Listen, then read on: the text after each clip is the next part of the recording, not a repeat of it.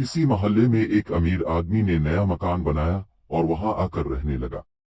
ये अमीर आदमी कभी किसी की मदद नहीं करता था। इसी मोहल्ले में कुछ दुकानदार ऐसे थे जो खुद अमीर नहीं थे, लेकिन लोगों की मदद किया करते थे। एक कसाई था जो अक्सर गरीबों को मुफ्त और बहुत उम्दा गोश्त दे दिया करता था। एक राशन वाला था जो हर महीना कुछ घरानों को उनके घर तक मुफ्त राशन पहुंचा देता था।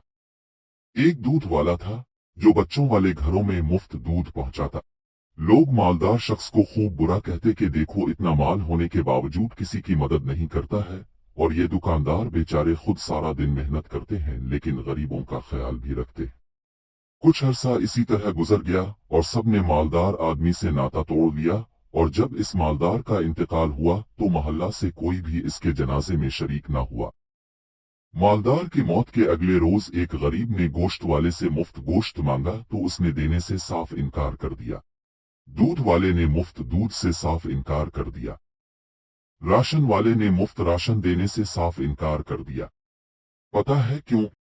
इन सब का एक ही जवाब था, अब तुम्हें यहाँ से कुछ भी मुफ्त नहीं मिल सकता, क्योंकि वो जो तुम्हारे पैसे अदा किया करता था कल दुनिया से चला गया है।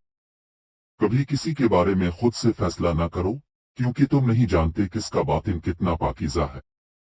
कर्म हमें बदगुमानियों से महफूज फरमाए।